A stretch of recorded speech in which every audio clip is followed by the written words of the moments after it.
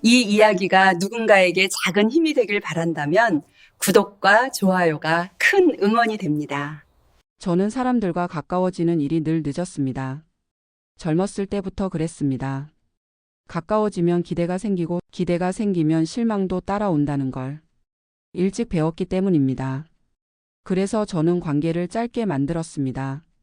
말도 줄였고 묻는 일도 설명하는 일도 점점 하지 않게 됐습니다. 지금 사는 곳은 도시 외곽의 오래된 연립주택입니다. 엘리베이터는 없고 계단 소리가 그대로 들립니다. 밤이 되면 옆집 TV 소리, 새벽이면 위층 물소리. 그 소리들 사이에서 혼자 사는 건 이미 익숙해진 일이었습니다. 누가 찾아오지 않는 집은 정리할 이유가 적고 기다릴 이유도 없습니다. 저는 그런 집이 편했습니다. 낮에는 자잘한 일을 하며 지냈습니다. 손이 많이 가는 일, 남들이 귀찮아하는 일. 큰 돈은 안 됐지만 그걸로 충분했습니다. 돈이 많아지는 삶보다 빚이 생기지 않는 삶이 저한테는 더 중요했습니다. 나이가 들수록 그게 더 분명해졌습니다. 그날은 이상하게도 하루가 부드럽게 흘렀습니다. 일이 일찍 끝났고 집에 가는 길에 반찬 가게 앞에서 발이 멈췄습니다. 평소 같으면 그냥 지나쳤을 겁니다. 그날은 작은 멸치볶음 하나를 사들고 집에 왔습니다. 집에 들어와 밥을 올려놓고 숟가락을 들려는 순간 전화가 울렸습니다. 낯선 번호였습니다. 받지 말까 하다가 그날은 그냥 받았습니다. 목소리는 정리되지 않았고 말은 자주 끊겼습니다. 상대는 아이 이야기를 꺼냈습니다. 잠깐만 아이를 맡아줄 수 없겠느냐고, 며칠이면 된다고 여러 번 말했습니다. 그 반복이 오히려 저를 불안하게 했습니다. 확실한 일은 그렇게 강조하지 않기 때문입니다. 저는 거절하려 했습니다. 아이를 키워본 적도 없고 아이와 가까워질 마음도 없었습니다. 그런데 마지막에 들은 말이 저를 멈추게 했습니다. 아이가 갈 곳이 없다는 말이었습니다. 저는 숟가락을 내려놓고 창밖을 봤습니다. 바람에 골목 끝 가로등이 흔들리고 있었습니다. 결국 조건을 걸었습니다. 정말 며칠만 생활이 망가지면 바로 끝내겠다고. 아이를 데려오기로 한 밤 저는 문을 잠그지 않았습니다. 평소라면 하지 않을 선택이었습니다. 집 안을 한 번 더 둘러봤습니다. 아이 눈에 띌 것들을 치우고 모서리를 정리했습니다. 그제야 알았습니다. 제가 이미 며칠을 믿고 있지 않다는 걸요. 늦은 밤 계단에서 작은 발소리가 들렸습니다. 어른 발소리 뒤에 아주 가벼운 발소리 하나. 문 앞에서 노크가 울렸고 저는 한참을 서 있다가 문고리를 잡았습니다. 아이는 말을 거의 하지 않았습니다. 제가 먼저 묻지 않으면 아이 쪽에서 먼저 입을 여는 일은 거의 없었습니다. 그렇다고 울거나 보채지도 않았습니다. 집 안을 천천히 둘러보고 정해진 자리에 가방을 내려놓고 신발을 가지런히 놓았습니다. 그 모습이 이상했습니다. 낯선 집에서 보이기엔 너무 익숙한 동작이었기 때문입니다. 저는 아이에게 규칙부터 말했습니다. 집에 있는 동안 지켜야 할 것들. 늦은 시간엔 소리 내지 말 것, 혼자 밖에 나가지 말 것. 아이는 고개를 끄덕였습니다. 알겠습니다. 같은 말은 없었고 그저 조용히 고개만 움직였습니다. 밥 시간이 되자 아이 앞에 그릇을 놓았습니다. 먹을 수 있으면 먹고 싫으면 말하라고 했습니다. 아이의 손은 한동안 움직이지 않았습니다. 제가 먼저 숟가락을 들자 그제야 아이도 따라 움직였습니다. 눈치를 보는 속도가 너무 빨랐습니다. 그날 밤 아이에게 방을 내주고 저는 거실에 누웠습니다. 불을 끄고도 쉽게 잠이 오지 않았습니다. 아이 방 쪽에서 아무 소리도 나지 않았습니다. 뒤척임도 기침도 없었습니다. 그 고요함이 오히려 신경 쓰였습니다. 새벽에 한 번 작은 소리가 들렸습니다. 아이 방 문이 조심스럽게 열렸다가 다시 닫히는 소리였습니다. 저는 모른 척했습니다. 괜히 불러서 아이를 놀라게 하고 싶지 않았습니다. 그 선택이 맞는지 틀린지는 그때 알 수 없었습니다. 아침이 되었을 때 아이는 이미 일어나 세수를 하고 있었습니다. 제가 깨우지 않았는데도 먼저 움직이고 있었습니다. 아이의 가방은 전날보다 더 정리되어 있었고 옷은 접혀 있었습니다. 머무는 사람의 모습이라기보다 떠날 준비를 하는 사람 같았습니다. 그날 난 일을 나가면서 아이를 혼자 두는 게 처음으로 마음에 걸렸습니다. 하지만 데리고 다닐 수도 없었습니다. 문을 나서며 짧게 말했습니다. 금방 올 거다. 아이의 대답은 없었지만 고개는 끄덕였습니다. 일을 하면서도 자꾸 집 생각이 났습니다. 제가 이런 생각을 하는 게 이상하다고 느꼈습니다. 집에 돌아왔을 때 아이는 약속한 대로 집 안에 있었습니다. 텔레비전도 켜지지 않았고 물도 거의 쓰이지 않았습니다. 아이 앞에 앉아 괜히 말을 걸어봤습니다. 학교는 다니는지 좋아하는 건 있는지 질문은 많았지만 대답은 짧았습니다. 그날 저녁 저는 깨달았습니다. 이 아이는 잠시 맡겨진 아이가 아니라 이미 오래전부터 어른의 눈치를 보며 살아온 아이라는 걸요. 잠들기 전 아이 방문 앞에서 잠시 멈췄습니다. 며칠이면 끝날 거라던 제 말이 벌써 흔들리고 있다는 걸 그때는 인정하지 않으려 했습니다. 아이는 집 안에서 소리를 거의 내지 않았습니다. 발걸음도 문 여는 소리도 늘 조심스러웠습니다. 마치 소리를 내면 문제가 생길 거라는 걸 이미 알고 있는 사람처럼 움직였습니다. 저는 그 모습이 불편했습니다. 아이답지 않아서가 아니라 너무 익숙해 보였기 때문입니다. 며칠째 아이는 같은 시간에 일어났고 같은 시간에 잠자리에 들었습니다. 시계를 보지 않아도 몸이 먼저 움직이는 것 같았습니다. 그 생활이 누가 시킨 것처럼 정확해서 저는 처음으로 이 아이의 이전 생활을 생각하게 됐습니다. 아이의 가방 안을 우연히 보게 된 날이 있었습니다. 들춰보려던 건 아니었습니다. 바닥에 쏟아진 것을 다시 넣어주려 했을 뿐입니다. 그 안에는 쓸 수 있는 물건보다 버려도 될 것들이 더 많았습니다. 하지만 아이는 하나도 버리지 않고 모두 가지고 있었습니다. 종이 쪽지, 다 쓴 연필, 찢어진 공책 한 장. 어디에도 아이 이름은 적혀 있지 않았습니다. 저는 그제야 아이에게 왜 이름을 부르지 않았는지 깨달았습니다. 부를 기회가 별로 없었던 겁니다. 그날 저녁 아이에게 물을 따르다 컵을 하나 더 놓았습니다. 제가 먼저 한 행동이었습니다. 아이는 잠시 그 컵을 바라보다가 아무 말 없이 제 쪽으로 밀어주었습니다. 자기 몫이 아니라는 듯이 저는 그 컵을 다시 아이 쪽으로 밀었습니다. 이유는 설명하지 않았습니다. 설명할 말도 없었습니다. 아이는 그제야 컵을 잡았습니다. 잡는 손이 조금 떨리고 있었습니다. 그날 이후 아이는 조금씩 집 안을 더 사용하기 시작했습니다. 화장실 문을 완전히 닫고 불도 켜고 물을 조금 더 썼습니다. 아주 작은 변화였지만 저는 그게 이 집이 조금 덜 낯설어졌다는 신호처럼 느껴졌습니다. 그런데 동시에 마음 한쪽에서는 불안이 커졌습니다. 이 변화가 오래 가지 않을 거라는 예감 때문이었습니다. 아이를 데리러 오겠다는 연락은 여전히 없었고 처음 했던 약속은 아무 설명 없이 지나가고 있었습니다. 저는 그 사실을 아이에게 말하지 않았습니다. 아이에게 기다릴 이유를 더 주고 싶지 않았기 때문입니다. 그날 밤 아이 방 불이 꺼진 뒤에도 저는 한참을 잠들지 못했습니다.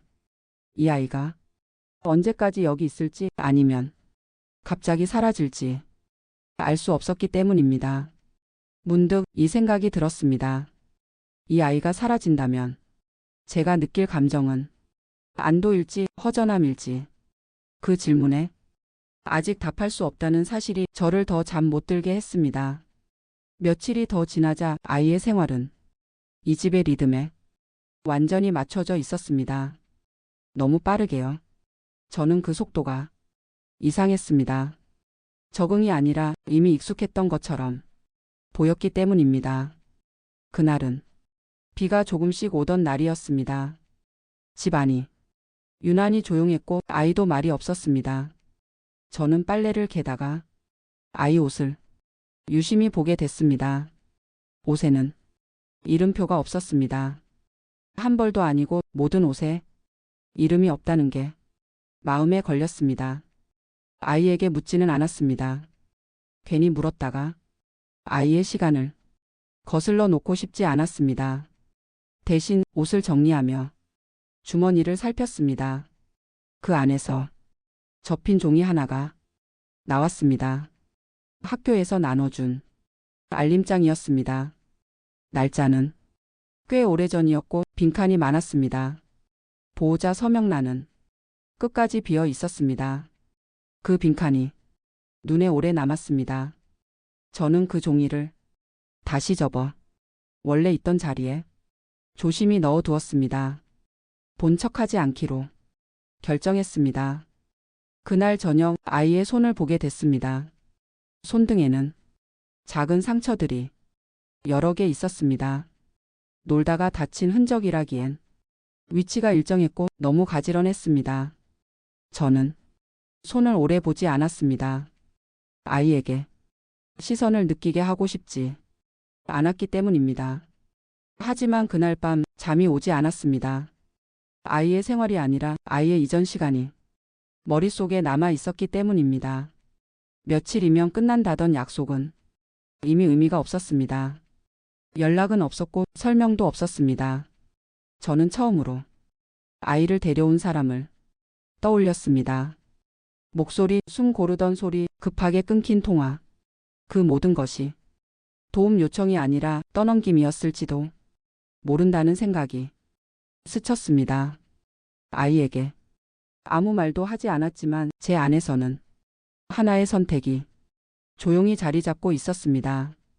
이 아이를 잠시 맡은 아이로 계속 둘 수 없다는 생각이었습니다. 그날 밤 아이방 불이 꺼진 뒤에도 저는 한참을 앉아 있었습니다. 이제부터 무슨 일이 시작될지 아직은 말로 만들 수 없었습니다. 그날 오전 집 전화가 울렸습니다. 오래전에 연결해둔 번호라 거의 울리지 않던 전화였습니다. 전화를 받은 순간 상대는 제 이름을 정확히 불렀습니다. 그 점이 먼저 마음에 걸렸습니다. 상대는 아이의 보호자라고 자신을 소개했습니다. 목소리는 차분했지만 숨이 고르지 않았습니다. 며칠이면 된다고 했던 말은 아무렇지 않게 지워진 상태였습니다. 이제는 조금 더 시간이 필요하다고 했습니다. 저는 얼마나 더냐고 묻지 않았습니다. 그 질문에 답이 없을 걸 이미 알고 있었기 때문입니다. 통화는 길지 않았습니다. 부탁도 설명도 아닌 통보에 가까웠습니다. 전화를 끊고 한참 동안 수화기를 내려놓지 못했습니다. 손에서 열이 식지 않았습니다. 아이에게 전화 이야기를 하지 않았습니다. 괜히 말하면 아이의 하루가 흔들릴 것 같았습니다. 그날 오후 아이의 학교에서 전화가 왔습니다. 낯선 번호였습니다. 담당 교사는 아이의 출석이 불규칙하다고 말했습니다. 최근 기록이 여러 군데 비어 있다고 했습니다. 저는 잠시 말을 고르고 나서 제가 보호자라고 대답했습니다. 그 말이 입 밖으로 나오는데 시간이 걸렸습니다. 교사는 확인 서류가 필요하다고 했습니다. 절차라는 말을 여러 번 덧붙였습니다. 전화를 끊고 나서야 깨달았습니다. 이 아이는 지금까지 책임지는 어른 없이 기록 속을 떠돌고 있었다는 걸요. 아이의 얼굴을 유심히 보게 됐습니다. 그날따라 아이의 표정이 더 단정해 보였습니다. 마치 이런 상황이 낯설지 않다는 듯이요. 저는 처음으로 아이에게 물었습니다. 지금까지 어디에서 지냈는지. 아이는 짧게 대답했습니다. 여러 군데였다고. 그 이상은 말하지 않았습니다. 그 한마디로 충분했습니다. 이 아이의 시간이 한 곳에 머문 적이 없었다는 걸 알기에 충분했습니다. 그날 밤 저는 서류 봉투를 하나 꺼내 놓았습니다. 내일 해야 할 일이 분명해졌기 때문입니다. 아이 방 불이 꺼진 뒤 저는 봉투를 다시 한번 손에 쥐었습니다. 이제부터는 누군가 대신 결정해 줄 수 없는 구간에 들어왔다는 걸 알고 있었습니다. 다음 날 아침 저는 아이보다 먼저 집을 나섰습니다. 해야 할 일이 머릿속에 정리되어 있었기 때문입니다. 동사무소 건물은 늘 같은 모습이었습니다. 익숙한 벽색, 낡은 의자, 기다리는 사람들. 접수 창구 앞에서 번호표를 뽑고 앉아 한참을 기다렸습니다. 기다림은 새로운 일이 아니었습니다. 제 차례가 되자 직원은 몇 가지 질문을 차분하게 했습니다. 관계, 거주 기간, 보호자 여부. 저는 사실대로 말했습니다. 잠시 맡게 된 아이라고. 정확한 기간은 알 수 없다고. 직원의 손이 잠시 멈췄습니다. 그 짧은 정적이 모든 걸 말해주고 있었습니다. 직원은 추가 서류가 필요하다고 했습니다. 아이의 법적 보호자가 아니기 때문이라고 했습니다. 그 말은 틀리지 않았습니다. 저는 아무런 자격이 없는 사람이었습니다. 창구를 떠나며 서류 목록을 다시 훑어봤습니다. 종이 위에 글자들이 유난히 많아 보였습니다. 집으로 돌아오는 길 저는 아이를 처음 데려오던 그날 밤을 다시 떠올렸습니다. 그때는 며칠이면 끝날 일이라 생각했습니다. 지금은 그 말이 아무 의미도 없었습니다. 집에 도착하자 아이는 혼자 숙제를 하고 있었습니다. 아무 일도 없었다는 듯 고개만 들었습니다. 저는 동사무소에 다녀왔다는 말을 하지 않았습니다. 아이가 괜히 불안해질까 두려웠습니다. 그날 오후 집으로 한 통의 우편이 도착했습니다. 보내는 사람은 학교였습니다. 봉투 안에는 아이의 생활기록부, 사본이 들어 있었습니다. 여러 칸이 비어 있었습니다. 특이사항란에는 짧은 문장이 적혀 있었습니다. 보호자 변경 잦음. 그 문장을 여러 번 읽었습니다. 짧았지만 아이의 시간을 한 줄로 요약하고 있었습니다. 저는 봉투를 덮고 한참을 말없이 앉아 있었습니다. 이제는 모른 척할 수 없다는 걸 알고 있었기 때문입니다. 그날 밤 아이에게 저녁을 차려주며 생각했습니다. 이 아이에게 필요한 건 말이 아니라 계속 같은 자리에 있는 어른이라는 걸요. 설거지를 마친 뒤 저는 조용히 결정했습니다. 제도가 허락하지 않아도 도망치지 않겠다고. 이 선택이 어디까지 갈지 그때는 알 수 없었습니다. 며칠 뒤 집 앞에서 낯선 사람이 저를 불렀습니다. 아침 시간이었고 아이는 아직 집 안에 있었습니다. 상대는 아이를 데려왔던 그 사람이었습니다. 그때보다 더 말라 있었고 눈은 계속 주변을 살폈습니다. 그는 형식적인 안부를 건넸지만 말은 자꾸 핵심을 피해갔습니다. 저는 바로 물었습니다. 이제 어떻게 할 생각이냐고. 아이를 언제 데려갈 거냐고. 그는 대답 대신 변명부터 꺼냈습니다.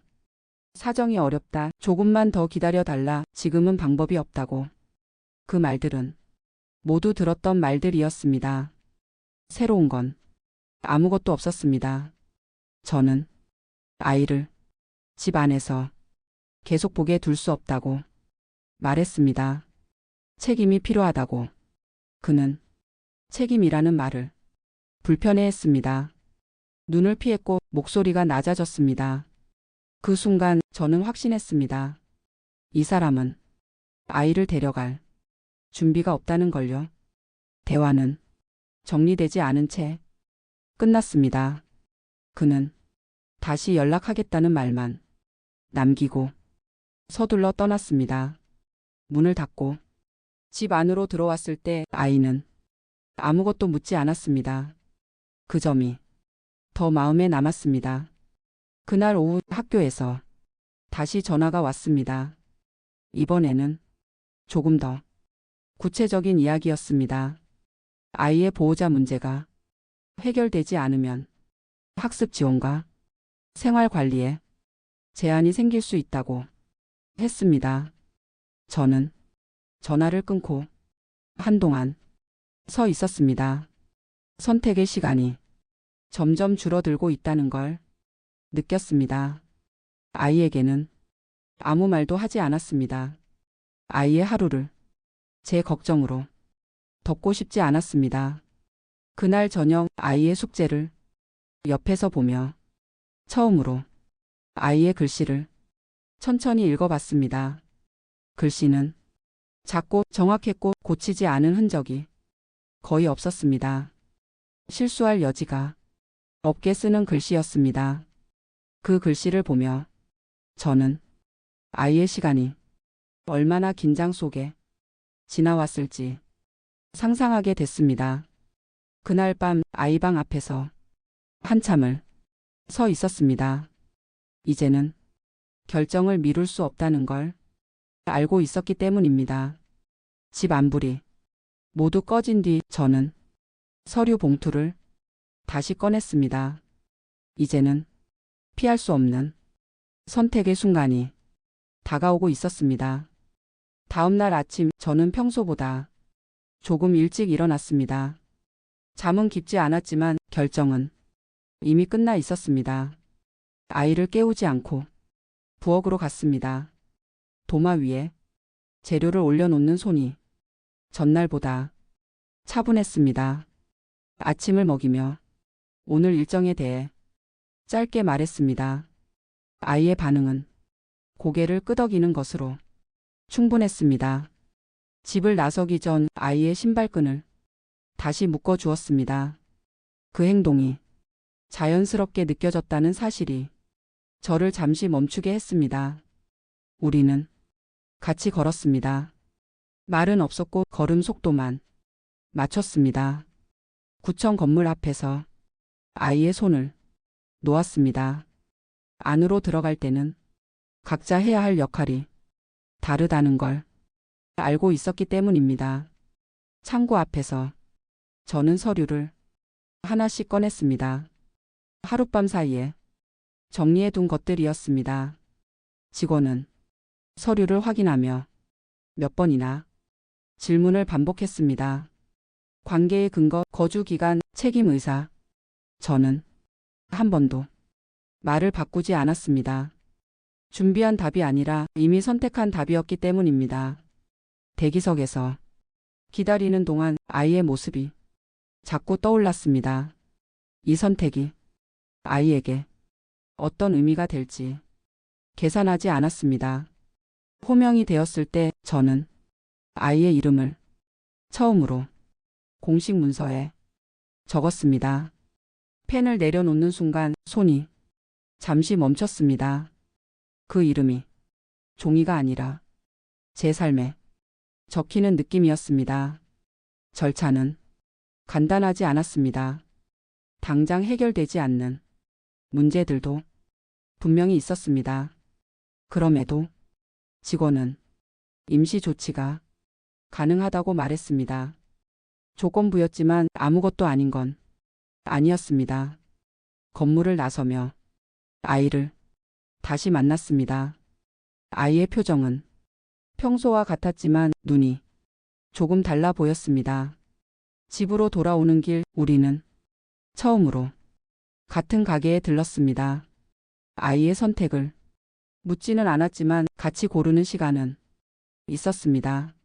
집에 도착해 서류를 내려놓고 저는 긴 숨을 한 번 내쉬었습니다. 되돌릴 수 없는 지점을 지났다는 걸 알고 있었습니다. 그날 저녁 아이의 방에 새 공책을 하나 놓았습니다. 설명은 하지 않았습니다. 아이는 그 공책을 바로 쓰지 않았습니다. 한참을 바라보다가 조심스럽게 첫 장을 넘겼습니다. 그 모습을 보며 저는 생각했습니다. 이 선택이 정답인지 아닌지는 중요하지 않다고. 적어도 이 아이가 다시 떠돌지는 않게 되었다는 사실만으로도 오늘은 충분하다고. 변화는 조용히 오지 않았습니다. 예고 없이 생활의 가장 바쁜 틈을 파고들었습니다. 며칠 사이 전화가 부쩍 늘었습니다. 모르는 번호, 행정기관, 학교, 서로 다른 이름들이 같은 이야기를 했습니다. 확인해야 할 것, 보완해야 할 것, 추가로 제출해야 할 것. 선택은 끝났지만 과정은 끝나지 않았다는 뜻이었습니다. 저는 일을 줄였습니다. 하루 벌어 하루 사는 생활에서 하루를 비운다는 건 쉬운 결정이 아니었습니다. 그럼에도 미루지 않았습니다. 아이에게 또 다른 공백을 남기고 싶지 않았기 때문입니다. 아이도 변화를 느끼고 있었습니다. 말은 하지 않았지만 집 안에서 움직이는 속도가 조금 느려졌습니다. 그 느려짐이 저는 더 무거웠습니다. 기다림이 아이에게 익숙한 상태라는 걸 알고 있었기 때문입니다. 하루는 아이 방에서 조용한 소리가 들렸습니다. 연필이 종이를 긁는 소리였습니다. 문을 열어보니 아이는 공책에 무언가를 계속 쓰고 있었습니다. 그 페이지에는 글보다 줄이 더 많았습니다. 글씨는 아주 작았습니다. 저는 묻지 않았습니다. 무엇을 쓰는지도 누구에게 쓰는지도 알고 싶지 않았습니다. 그날 저녁 아이의 학교에서 면담 요청이 왔습니다. 이번에는 피할 수 없는 자리였습니다. 교사는 아이의 상태가 안정적이라고 말했습니다. 그러면서도 환경 변화에 민감하다고 덧붙였습니다. 그 말은 돌려 말한 경고였습니다. 아이의 자리는 아직 완전히 정해지지 않았다는 뜻이었습니다. 면담을 마치고 학교를 나서며 저는 처음으로 두려움을 느꼈습니다. 제 선택이 아이에게 짐이 될 수도 있겠다는 생각 때문이었습니다. 집으로 돌아오는 길 아이는 아무 말도 하지 않았습니다. 차창 밖만 조용히 보고 있었습니다. 집에 도착해 저녁을 차리다 손을 멈췄습니다. 이 아이에게 정말 필요한 건 지금의 선택이 맞는지 확신이 흔들렸기 때문입니다. 그날 밤 아이방 불이 늦게까지 켜져 있었습니다. 불을 끄라고 말하지 않았습니다. 한참 뒤 불이 꺼졌을 때 저는 아이방 문 앞에 잠시 서 있었습니다. 그 안에서 어떤 마음이 자라고 있을지 알 수 없었습니다. 그 순간 저는 하나의 결론에 도달했습니다. 결과가 어떻게 되든 이 아이가 혼자였던 시간으로 다시 돌아가게 할 수는 없다는 결론이었습니다. 결정은 문서 한 장으로 끝나지 않았습니다. 오히려 그때부터가 시작이었습니다.